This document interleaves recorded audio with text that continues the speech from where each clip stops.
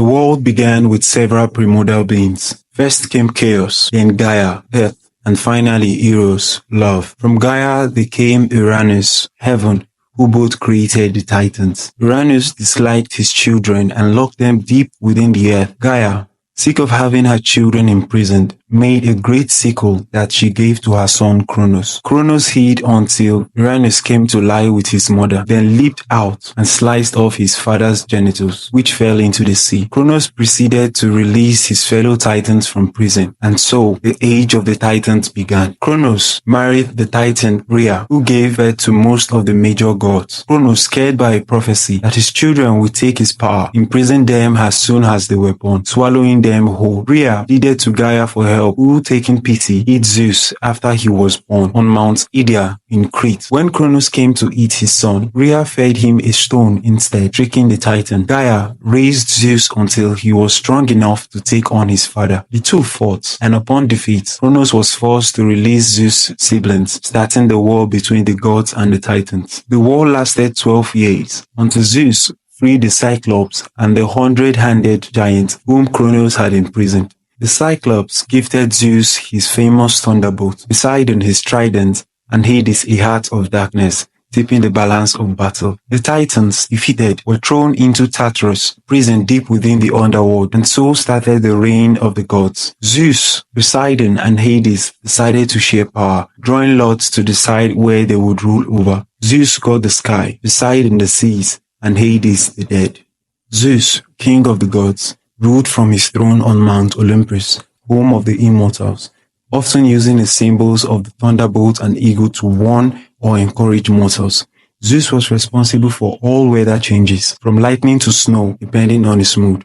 He was also a protector of the home and strangers, meaning being a bad host could land you in deep trouble. Zeus married his sister Hera, who birthed the gods Ares and Hephaestus. Zeus was also infamous for his many affairs with other goddesses, from which Athena, Hermes, Apollo, Artemis, and Persephone came. He also engaged in many affairs with mortal women, where he created the god Dionysus and many heroes like Perseus and Hercules, most of whom experienced the wrath of the jealous Hera.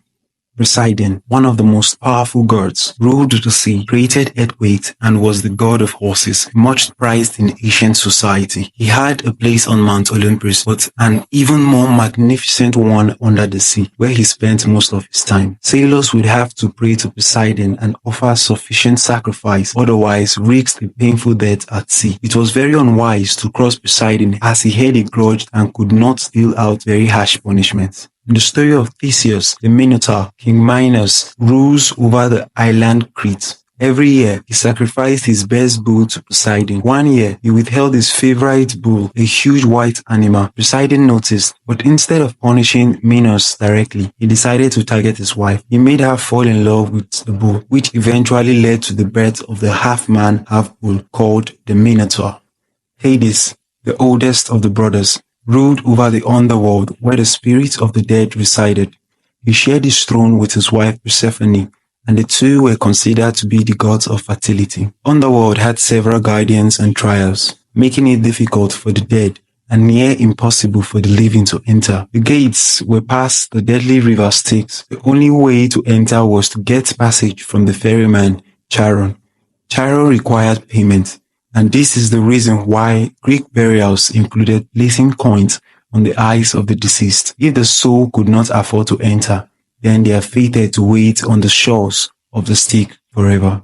Past Charon lay Cerberus, the fabled three-headed dog who guarded the gates of the underworld. Ultimately, the soul will reach the three judges of the underworld who decided where it should go. They can choose Elysium, the field of asphodel, or Tartarus. Elysium is akin to heaven, a peaceful place where the souls of heroes, demigods, and especially good mortals reside. The asphodel meadows is the place for ordinary folks who did not achieve anything notable in life, good or evil. Tartarus is very similar to hell and contains not only the titans, but also criminals who upset the gods who are tortured for eternity. Hera, sister and wife of Zeus and queen of the gods, was the protector of marriage and women. She was deeply respected in Greek society. She was one of the most vengeful and spiteful gods, punishing women who lay with her husband and any subsequent children. When Leto was pregnant with Apollo and Artemis, Hera stopped her giving birth. She kept Lo, another of Zeus's mistress, as a heifer and had her guarded by the 100-eyed monster Argus. The famous tale of her jealous vengeance is the story of Hercules. Hercules was an illegitimate child of Zeus. Hera sent serpents to kill the future hero when he was just a child, but the demigod crushed the creatures with his bare hands. She later drove him into madness, making him kill his wife and children, the event that sent him on his 12 labors.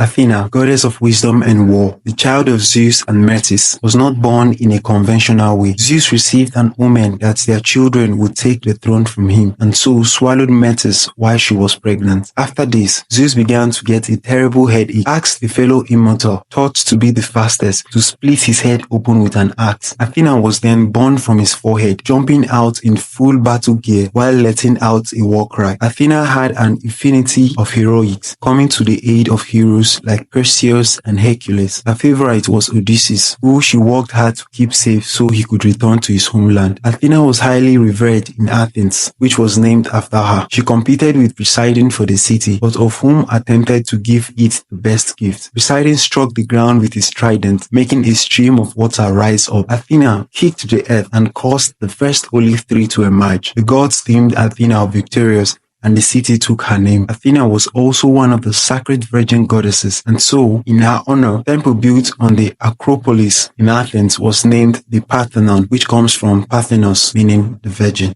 Ares was the bloodthirsty and cruel god of war. Neither god nor mortal particularly liked Ares. The warfare he represents is not honorable nor heroic, but rather the primal rage and bloodshed of the battlefield. Ares had a relationship with the goddess Aphrodite, who was married to the god Festus. The two would sleep together whenever her husband was away. When Hephaestus found out, he made an invisible net and hung it over his bed and told his wife he was going away. He hid, and as soon as Ares and Aphrodite got into bed together, they were trapped in the net and unable to move. Festus called upon all the gods, invited them to see the two naked immortals trapped in the net. Laughter burst out everywhere, and it was only due to the intervention of Poseidon that they were released.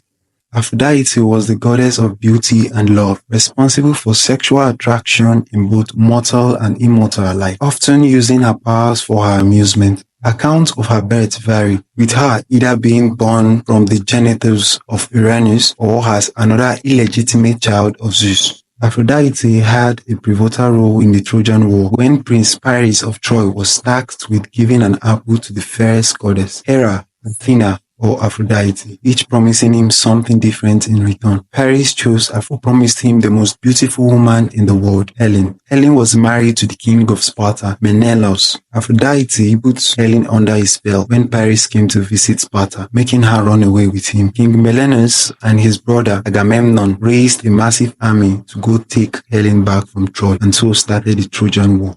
Artemis, goddess of the hunt and twin sister of Apollo. Artemis was a deadly archer and an important member of Olympus. She watched over hunters as well as their prey, ensuring the wilderness was kept in check. Artemis is also prized for her virginity and guarded it jealously. The hunter Pantheon once stumbled upon her naked as she was baiting. Artemis proceeded to change the man into a deer and set his filthy hunting dogs upon him, giving him a painful death for his mistake. Apollo, twin brother of Artemis. Apollo was a god of many things. He was a god of archery, but also of light and music, seeing with Lenri as much as a bow. Apollo is closely linked with prophecy. He was born on Delos and honored the island by setting up an oracle there. He later traveled to Mount Olympus and slew the great snake Python. He created a temple where he had achieved the feat, marking the foundations for where the famous oracle of Delphi would reside. Hermes, the messenger of God and patron of thieves, known as a trickster amongst the gods, he often pulled pranks and stole from his fellow divinities. When he came of age, he assumed the role of messenger, taking a golden rod with him as a mark of his authority. He is often seen with a winged helmet and sandals, which he used to fly around and deliver messages.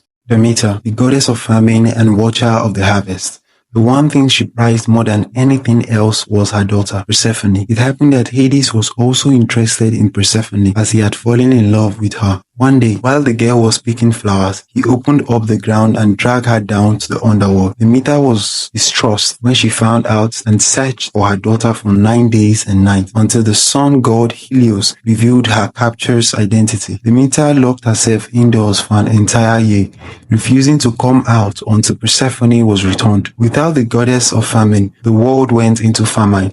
In order to save the world, Zeus ordered Hades to release Persephone. Hades had fed the girl the food of the dead, a pomegranate, meaning that she was bound to him. After much discussion, Zeus decided that Hades could have Persephone for 3 months of the year, and Demeter could have her for the other 9 months. This explains why the winter months are cold and the plants die as Demeter waits for her daughter to return. Hephaestus, god of smithing. Hephaestus had a difficult start to life. He was born lame, and so his mother Hera decided to throw him off Olympus into the sea to drown. He later returned to the home of the gods and was given Aphrodite as a wife by Hera to reconcile with him. He was a great inventor and fashioned many of the places on Olympus. He also fashioned the equipment of many heroes such as Achilles, who he created armor and a magnificent shield for. Dionysius, god of wine and parties. Dionysius was perhaps the most fun of all the Olympians. Precise women called Maenads and half-goat men called Satyrs followed him. He had a huge cult following in Greece, where his followers would participate in mass drinking, and the orgies his mythological companions are well known for. The Greek gods represent humanity at its best and worst, from the violent and destructive Ares to the beautiful and seductive Aphrodite. Greek mythology demonstrates the epic power struggle between parents and children